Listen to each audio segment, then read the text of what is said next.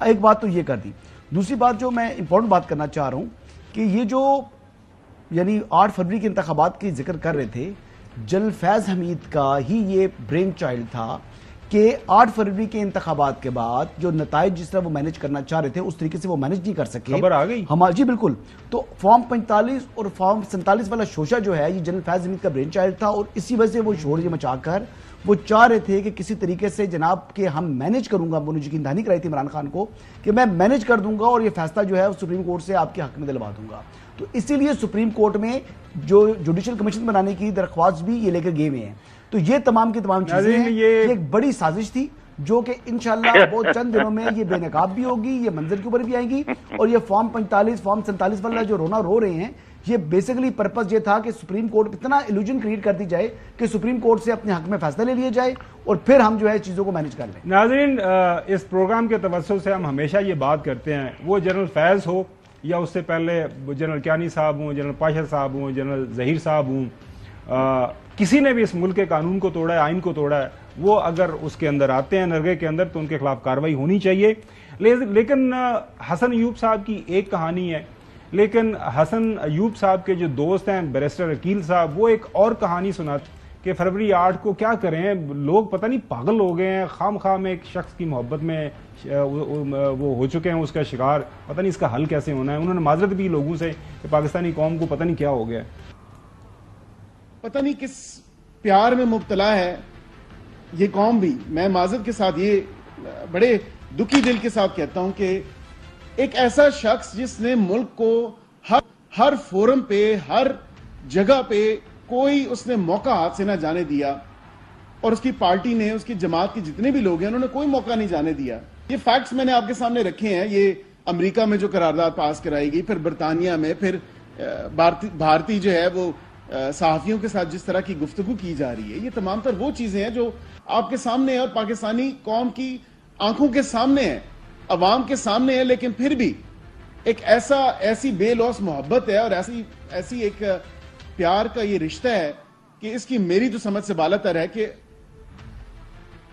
ایک تواڈی سمجھ آندی ہے. بیرسٹر صاحب کیا بات کر رہے ہیں؟ بیرسٹر عقیل صاحب کو تو میں جانتا ہوں, بڑا پرانا جانتا ہوں, بچپن سے جانتا ہوں. پڑھے لکھے آدمی, یہ میرے چھوٹے بھائی بچپن سے. اچھا 55, یہ بڑے چھوٹے ہیں جی, مجھ سے بھی کم از کم یہ کوئی 8-9 سال چھوٹے ہوں گے. تو پھر آپ, اور ان کے جو بڑے بھائی ہیں ملک عقیل صاحب, ملک عدیل صاحب, عقیل کے جو بڑے بھائی ہیں, نہیں میں بتا دوں, تو بیرسٹر صاحب کو تو سیاست میں ابھی انگلی پکڑ کر لے کر آئے عدیل اور جو ہے ان کے چچا.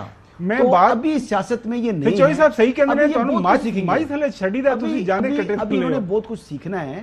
ان کو بیسیکلی سیاست میں ابھی نہیں آئے ہیں, ابھی بہت کچھ سیکھ جائیں گے. ملنا چاہیے عقیل صاحب سے آپ کے ہمسائے ہیں, آپ کے دوست ہیں حسن ایوب صاحب, کچھ خدا کا خوف کریں, کچھ سیاست کے رمزیں جو ہیں ان سے سیکھیں کہ سیاست کس طرح ہوتی ہے. بالکل, میں اس کو پولیٹیکل کوچنگ بھی دوں گا. اچھا آپ کو ایڈوائز کرنا چاہیے.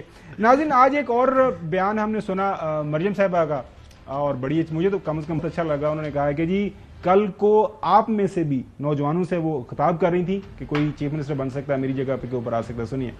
اور کوئی بعید نہیں, لیڈرز آف ٹمورو, کل میری جگہ پہ آپ میں سے کوئی بچہ کھڑا ہو, کوئی بچی کھڑی ہو.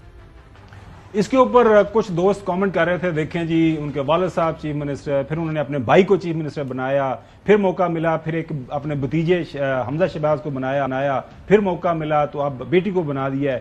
تو آئندہ ہو سکتا ہے کہ اور 3rd جنریشن میں تیار ہو.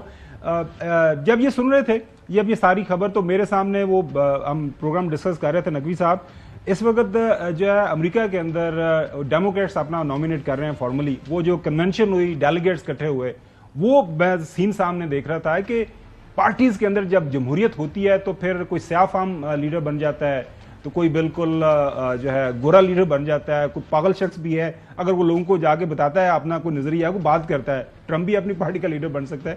لیکن یہ جو ڈیموکریٹس کی میٹنگ چل رہی ہے, سنیے. جمہوریت کے اندر یہی حسن ہے, جو بھی کامیاب اچھے لوگ ہوتے ہیں وہ پارٹیز کے اندر آگے بڑھنا چاہیے. بریک کی طرف جاتے ہیں, بریک کے بعد بات کریں. کافی تو کامنٹ کر رہے ہیں. مریم کا مریم میں ایک کمنٹ کرنا چاہ رہا ہوں. دیکھیں, مریم نواز نے اور حمزہ شہباز نے بالکل جیلیں بھی کاٹی ہیں, پارٹی کے لیے قربانیاں بھی دی ہیں, اور آج جو مسلم لیگ نواز دوبارہ اقتدار میں آئی ہے وہ مریم نواز کی وجہ سے ہے.